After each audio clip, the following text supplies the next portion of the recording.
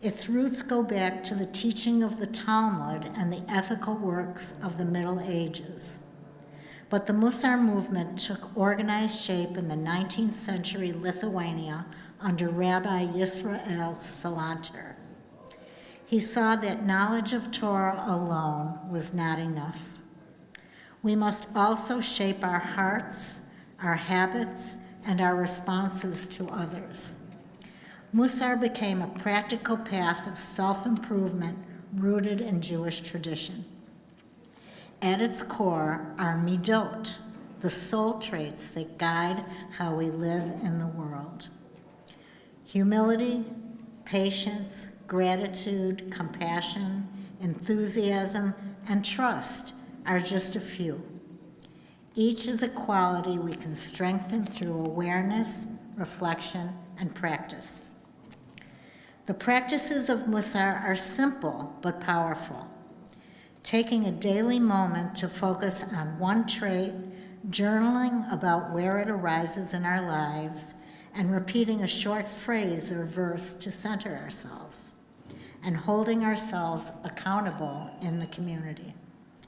Over time, small steps lead to deep transformation. On Yom Kippur, Musar reminds us that repentance is not only about turning away from what we've done wrong, it's about steadily turning toward the people we want to be. Through cultivating our midot, we make teshuvah not just one day a year, but every day. I became a Musar facilitator in 2017 when I was executive director of the Bureau of Jewish Education. George Gelman, a local philanthropist, called me one day and told me he'd like to bring Musar to the Buffalo Jewish community and introduced me to Alan Moranis, author and founder of the Musar Institute. He trained me to be a facilitator along with my friend Susan Goldberg Schwartz. We both continue to facilitate Musar groups in Buffalo along with my friend over there, Ronnie DeBrowen, when she moved to Buffalo. Ronnie and I have been facilitating a Musar course on Wednesday evenings with these lovely people you see sitting here on the bima and others who couldn't be here today for the past 3 years. But before I introduce them, I'd like to start out with a guided meditation to center you as we do in every Musar group. So, I'm going to ask you to feel comfortable in a seated position. Put your feet on the floor, your spine tall but not stiff. Let your hands rest gently on your lap. Close your eyes if you're comfortable and bring attention to your breath. Just notice it. Inhale and exhale. Inhale and exhale. Let the breath anchor you in this sacred moment. With each breath, allow the outer world to soften. With each breath, allow the inner world to open.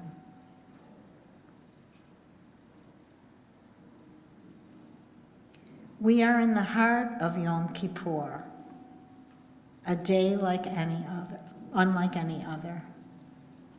A day when the gates of return are flung wide open.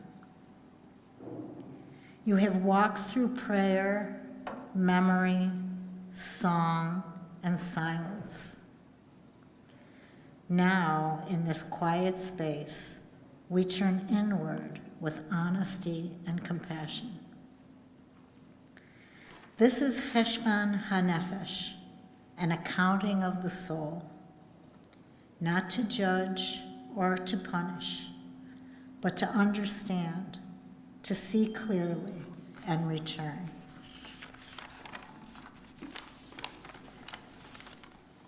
As you continue to breathe, gently bring your mind to the midot, the soul traits They shape our lives. We begin with patience, savlanut. Can you remember a time this year when you lost your patience with yourself, with others, with life? Where did this impatience lead you? Now gently, can you find a moment when you did embody impatience? What did that feel like? Now consider truth, emet. Where have you strayed from the truth? In word, in silence, in pretense? Where did you justify or hide? And where did you show up in truth, even when it was hard?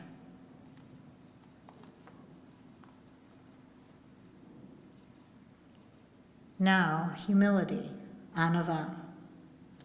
Were there times when ego took up too much space?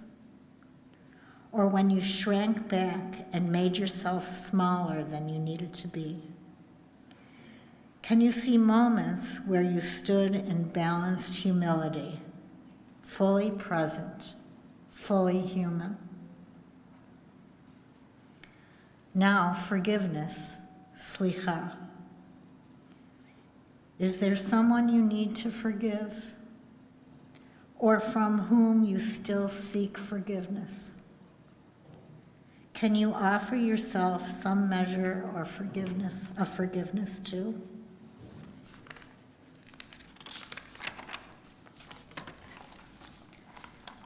Teshuvah is not about erasing the past.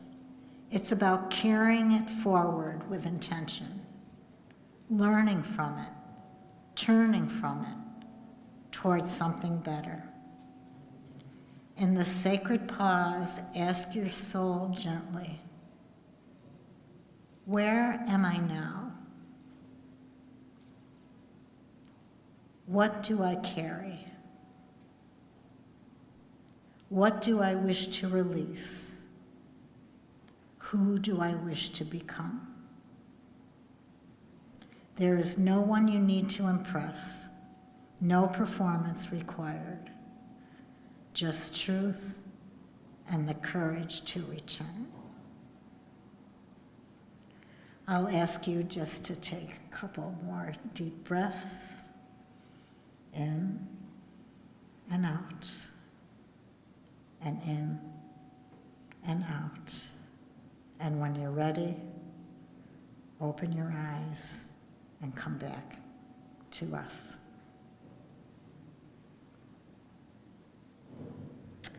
So, as I said before, we've been teaching, we're going on our third year facilitating a Musar group every other Wednesday night.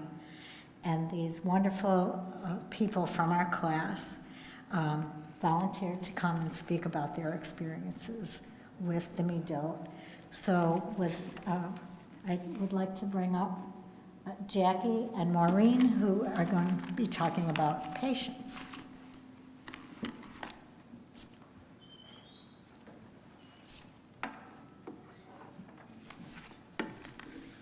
Wait, I need. Okay. Thank you. First, I'm going to talk about how I became a student of Musar. I was interested in learning about Musar that I knew nothing about, but basically I did it to get out of my comfort zone. I knew one of the facilitators, Evie, and I was curious about the subject that she was going to facilitate. Maureen? Okay. I came into the Musar class because I wanted to do something different with my Jewish studies and be a part of a group. I didn't have an understanding of Musar, but was looking forward to a new learning experience. The reason why I'm here talking about the soul trait of patience is that it's always been a constant in my life. I'm aware that my impatience can take over my feelings in a negative way.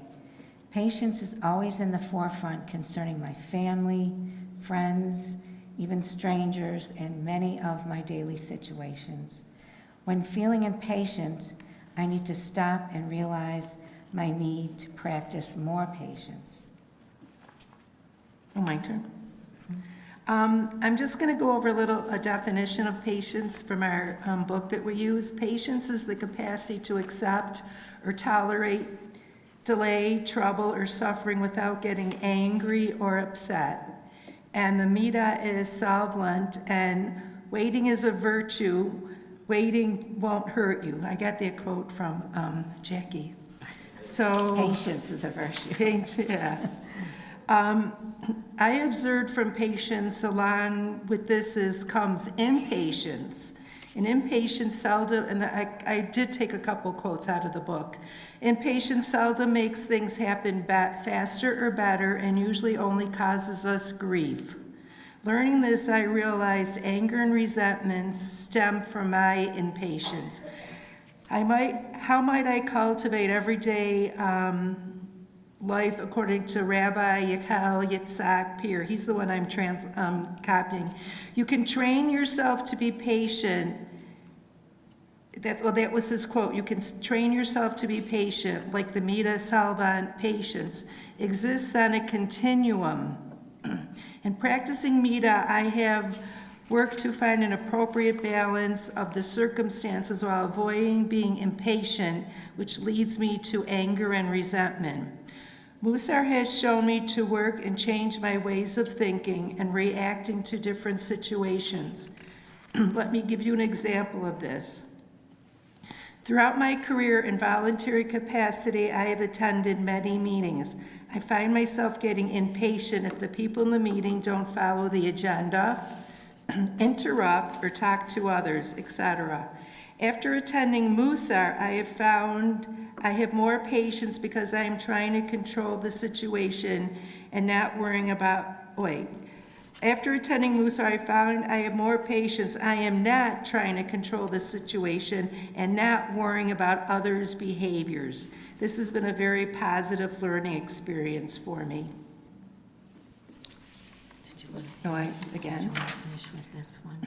Oh, okay, and the last thing is, I've learned more about Musar and myself than I ever expected.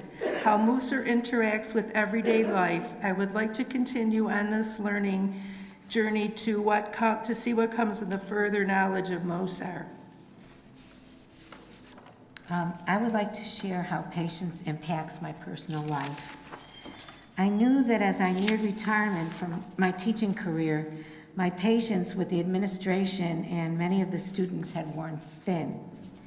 Being a retired teacher, I thought it would be a good idea to help my grandson with his reading skills.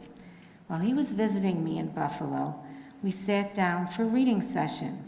Now I knew that he was a very sensitive child, but I kept pushing him to do more, and I lost my patience. Of course, he lost it, and it became a negative experience for both of us. Looking back on this time, I'm acutely aware how my lack of patience can make a negative impact on my loved ones and myself. Through studying Musar, I have more awareness of several other soul traits that also resonate with my personal life. But Musar has taught me that patience is the #1 trait that I personally need to focus on. I also have a New Year's affirmation poem. It's by Dorothy Kahn. This was given to me by one of my facilitators, Ronnie. Thank you, Ronnie. But I just thought this was a really good way. This really resonated with me, and it should resonate with you. It's a New Year's affirmation for 5/7/86. I am whole and I am unfinished. I am wise and I am learning. I am ready and I am unprepared. I am body and I am breath. I am speaking and I am listening. I am my ancestors and I am my aspirations. I am the earth and I am the sky. I am a creator, and I am a dismantler. I am satisfied, and I am restless. I am the trees, and I am the ocean. I am courageous, and I am afraid.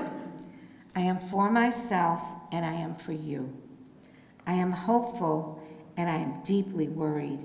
I am wandering, and I am home. I am beautiful, and I am broken. I am present, and I am dreaming. I am here, and I am ready to enter. Shana Tova, everyone. And I would like to thank the facilitators who's worked with us through these years. We really appreciate everything that you've done. Thank you.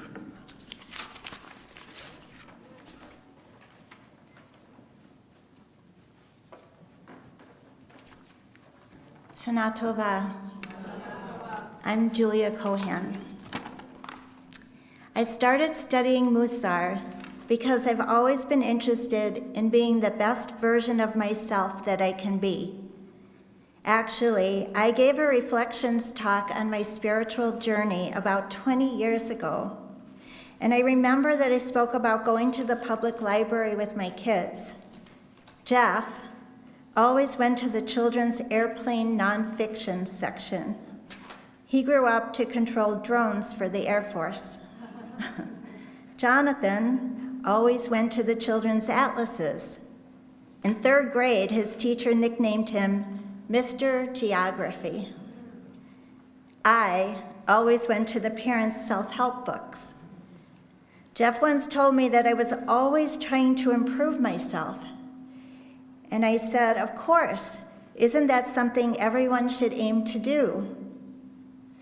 So all these years, I thought he meant it as a criticism of me. What I realize now is that he was trying to tell me that I am already amazing just the way I am.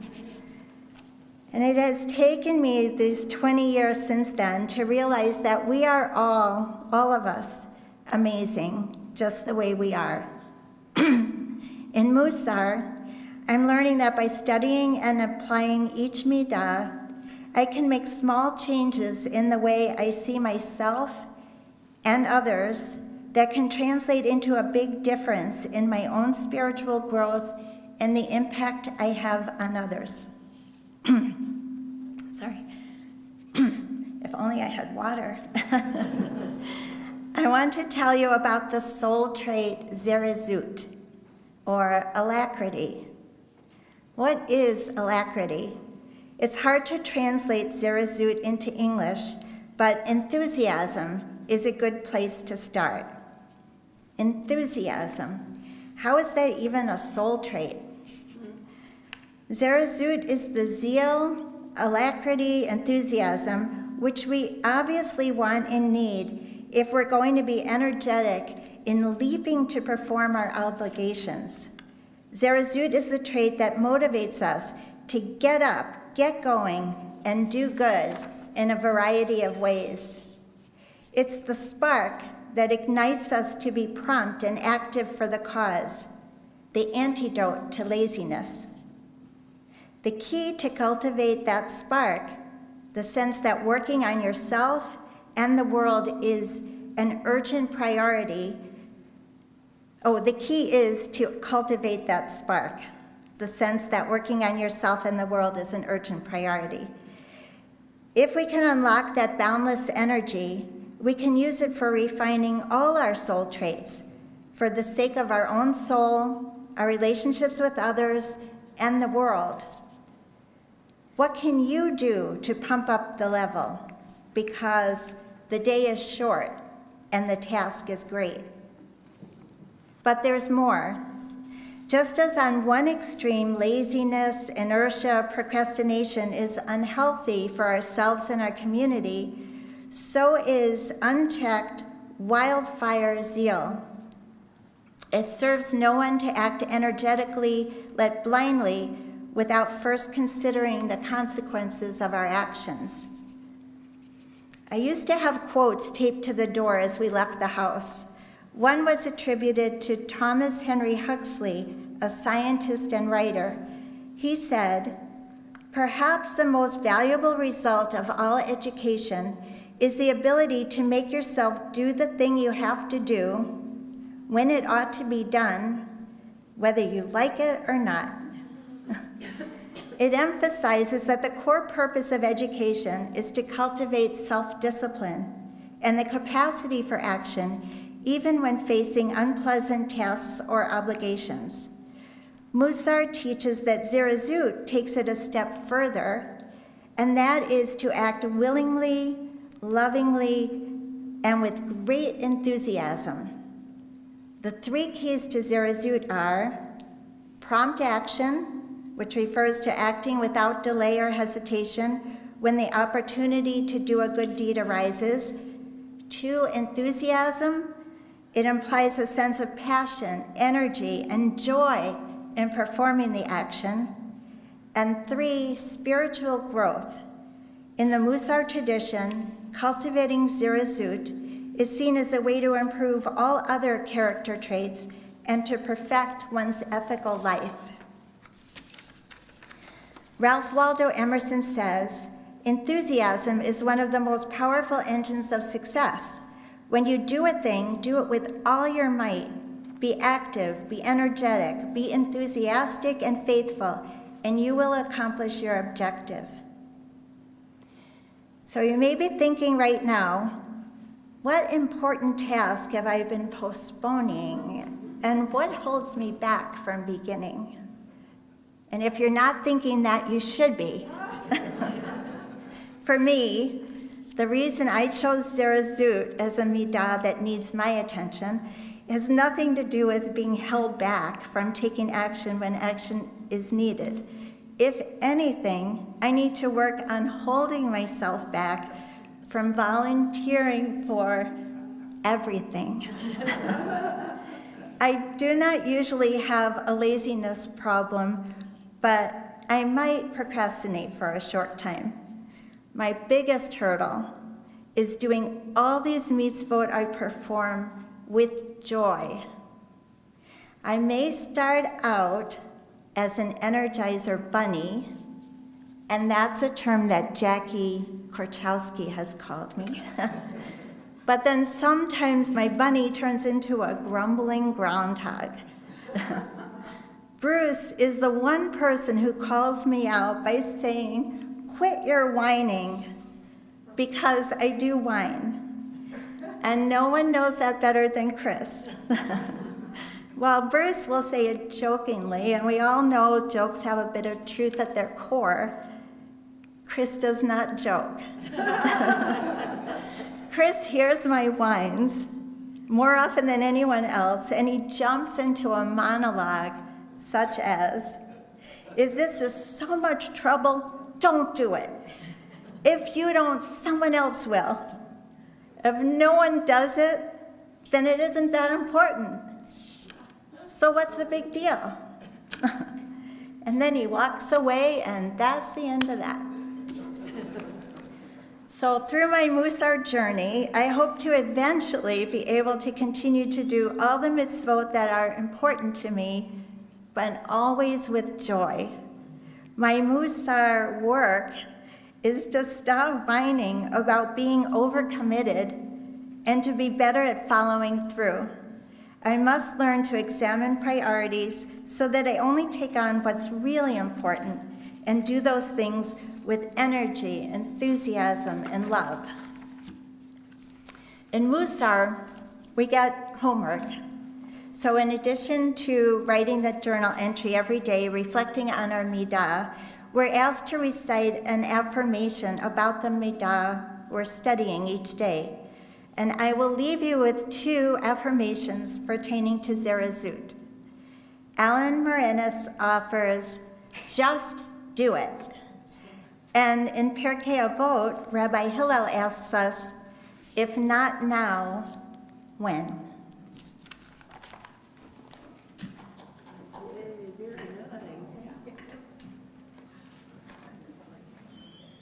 Well, I'm not as funny as Julia. So first, I had heard about a lot of little things about Musar and had known some people that had taken the class and that it was very meaningful. And I kind of, when I was listening to people about it, I thought it was, oh, this is like Jewish mindfulness. And mindfulness was a thing that was like, recently a lot of people are doing all this mindfulness training. So I thought, well, I'll try that out. I can't tell you how glad I am that I did it and how much it has really changed my life. I see myself living differently now, thinking and acting more thoughtfully, and feeling much more calm. At the same time, I think the more I study, the more classes I take, the more I see that there's still a lot more to accomplish through continued study. So I'm glad that the courses are continuing. I chose to discuss bitachon, or trust, as my midot today. On the surface, I find it to be a very challenging concept. Trust is a part of our daily lives. Who do we trust? Are we trustworthy? And what are the benefits of being a trusting soul? So the basic idea of studying Musar is cultivating practice, growing our midot, or character traits. We look at them as being on a continuum, which is everybody's been talking about.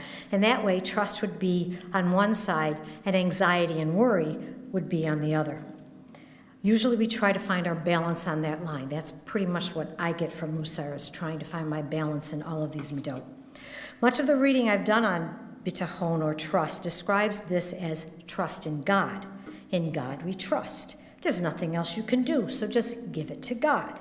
Certainly there's a great comfort and relief in doing that for many people, but are we really meant to be living life only trusting that God has everything planned out?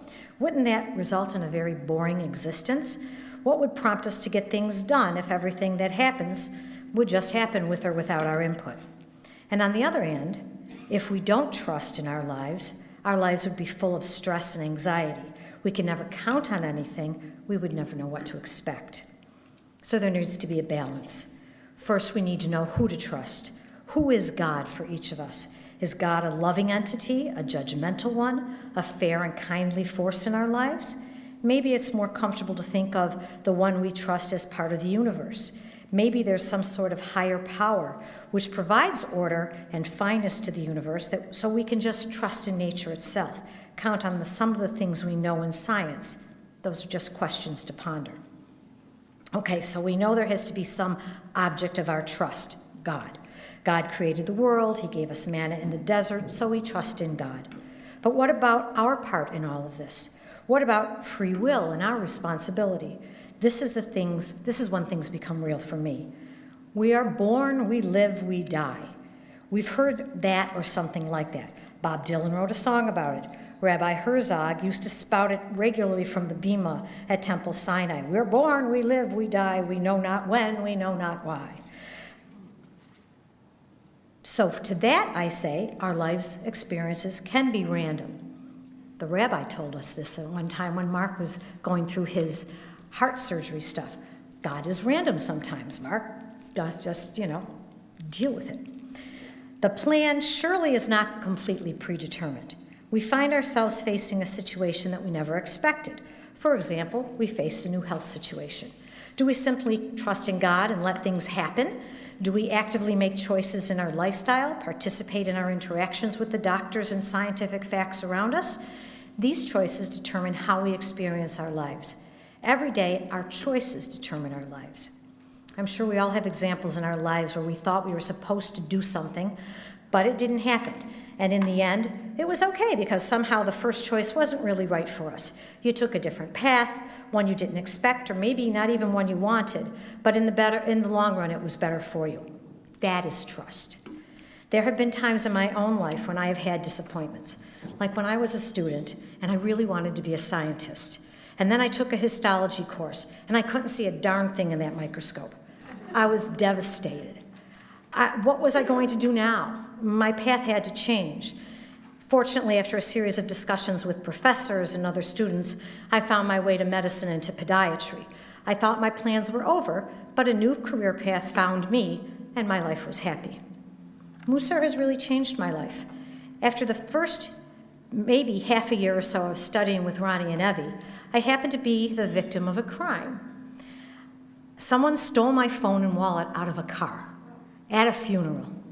It was shocking. I would have expected to be really upset and angry. Instead, I felt calm. I knew we should report it to the office, call the police, go through all those steps, but my practice of bitachon allowed me to just simply let it go. Let the story unfold. Let time figure it out and not fret. That was such a gift to me. I got through it, and it all turned out fine in the end. Trusting in God does not mean rushing into oncoming traffic or living a reckless life, eating spoiled food because, after all, God will take care of us. Everything is predetermined. We have to take responsibility. God isn't going to take your exams for you or magically put food into your refrigerator. You have to do the work. The work is trying to follow the mitzvot, the teaching of our hearts and our souls to work to honor God. Trust has to pair with effort. We have an obligation to take positive action in our own lives in order for that trust to come to fruition. Trust also breeds a positive attitude of acceptance, accepting that maybe there is a higher power who will assist you in reaching your goal. It is acceptance and trust that helps us see through the long haul of a situation. Even if the end isn't what you expected, there may be more on the path in our future. It's like Miriam, who brought her timbrel along in the desert. She anticipated and trusted that one day there would be a need to celebrate, and she was ready. In the end, it's like being a part of a team. Trust, effort, action, and acceptance are all a part of bitachon. In the words of the great sages Keith Richards and Mick Jagger, you can't always get what you want, but if you try sometimes, you just might find you get what you need.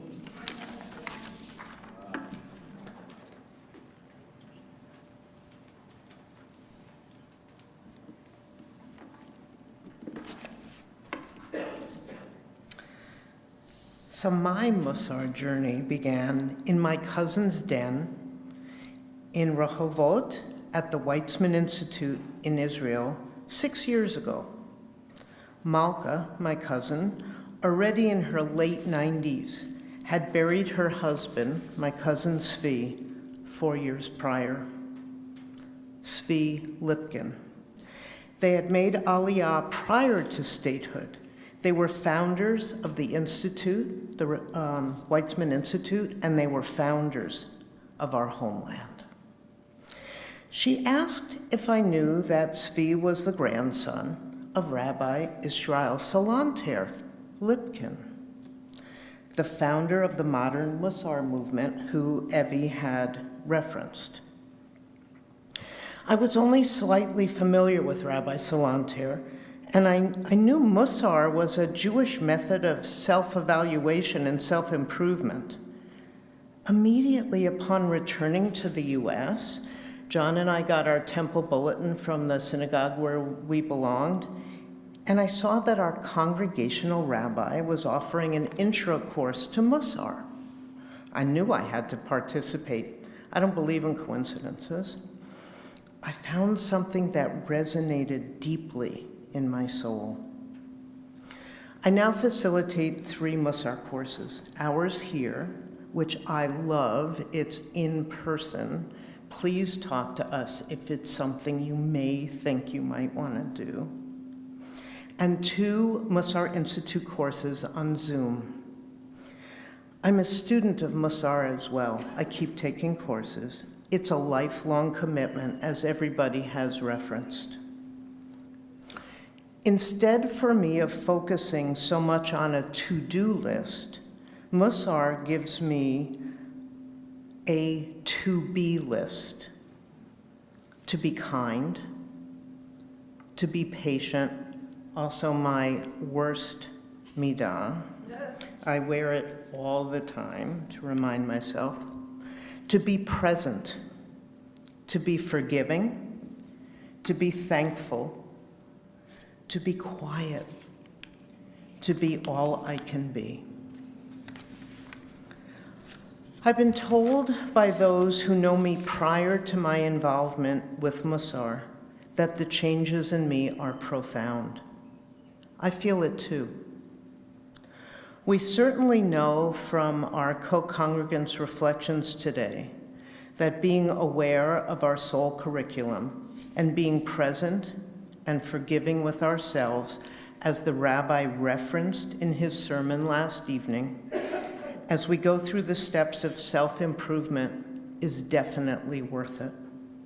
To do so on a Jewish foundation and methods that have been developed for over 1,000 years and are still developing can help any interested person in positive self-change.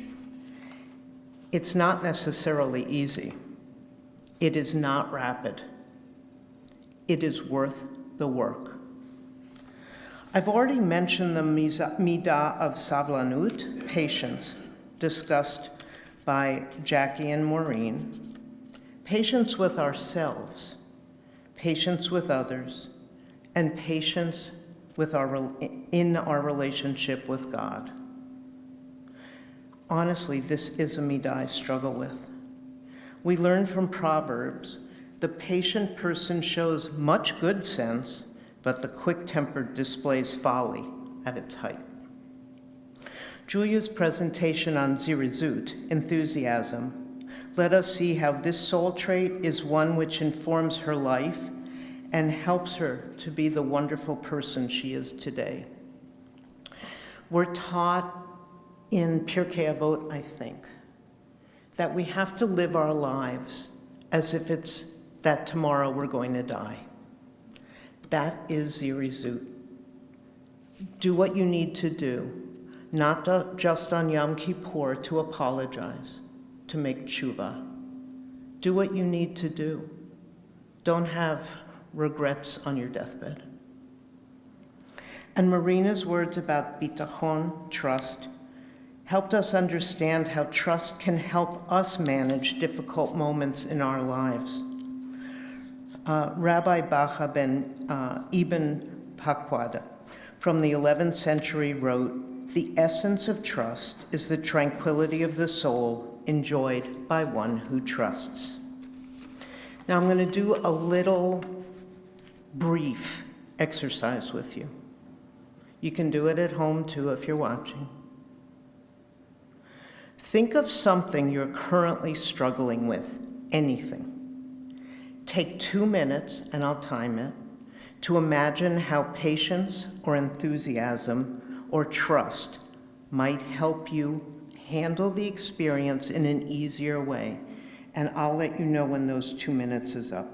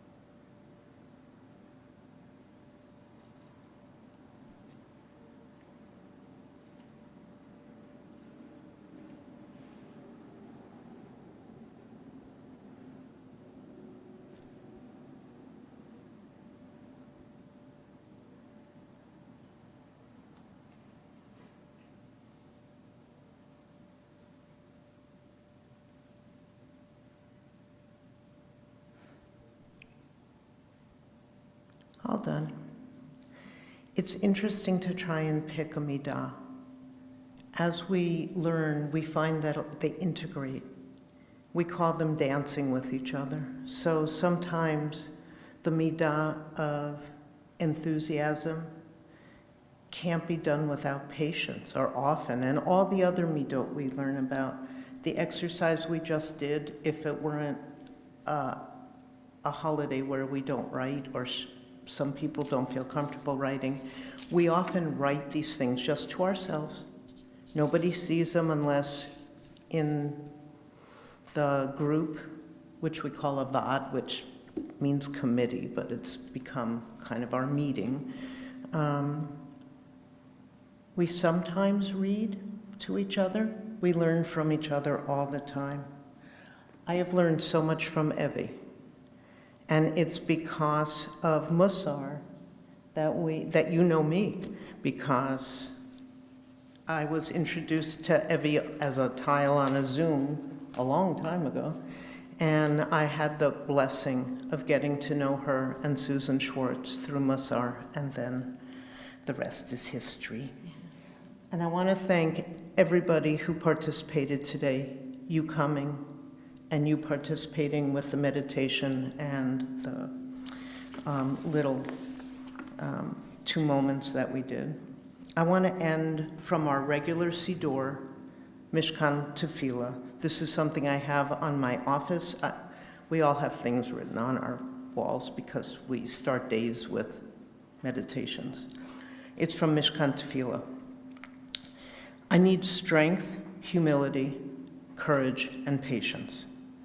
Strength to control my passions, humility to assess my own worth, courage to rise above defeats, patience to cleanse myself of imperfections, and wisdom to learn and live by our sacred teachings. Let me not be discouraged by my failings. Let me take heart from all that is good and noble in my character. Keep me from falling victim to cynicism. Teach me sincerity and enthusiasm.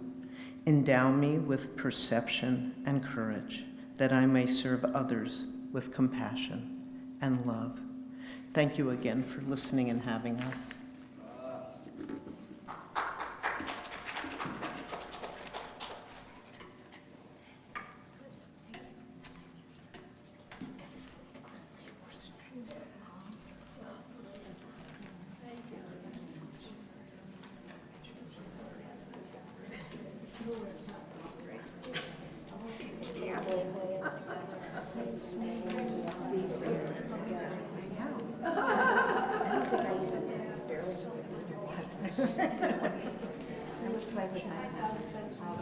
Beautiful.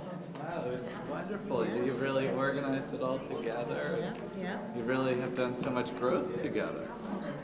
I loved hearing that. It's just, I know it's hard. It's hard work. They are my teachers. Yeah. And I have noticed a difference too, actually, now that I think about it, now that you talk to me. Are you really volunteering? No, not yet. But you're a work in progress. But it's a work in progress, yeah. You know, Alan is coming. Yes. Is coming in April to Buffalo. Yes. For the Federation? For the Federation is And bringing to him. promote. I didn't know He's, that. it's a book thing. Oh, for He like the wrote a Jewish new Book Club? No, he's promoting his newest book. No, but I know the Yeah, it's JCC probably, runs the, Well, we don't Federation know. brought his book. I didn't hear that. But in April, And we'll get it to you in March so that he we wrote, can he get wrote it a into new the- book. Oh, I think So, I got to hear it from him before. It's wonderful. I'm going to bring these back. boy, that was the best tour I carried. This Is it light? Yeah, Yeah. this is pretty heavy. You're actually strong. It was like carrying a big baby. Oh, no, I gave you the baby one. That's the baby. Are these somebody's from us? Jackie, are these yours by any chance? They were under this chair. Thank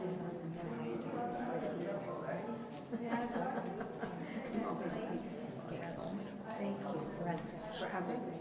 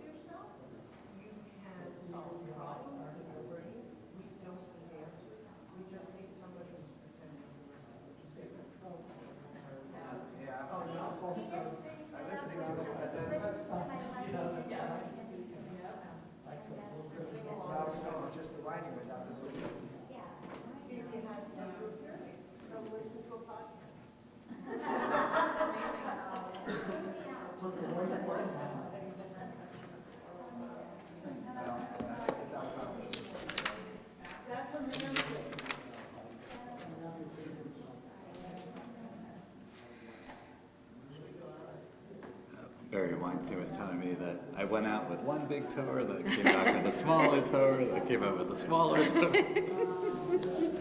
Making it disappear.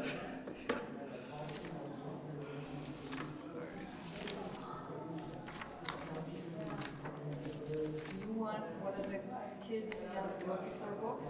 I have one of those. I got that.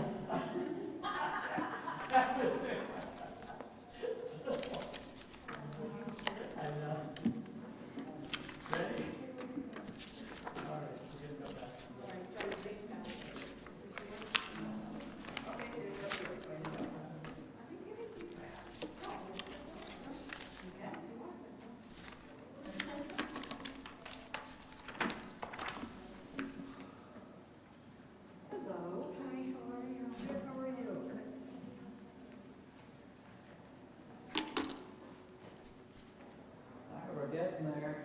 One step at a time. I guess some granddaughter's coming here, right? Yep. They're a little stuck on the freeway, but they'll be here. Oh, really? So a lot of traffic. I don't know, she said it's very slow now and low. The 290s and 90s. Yeah.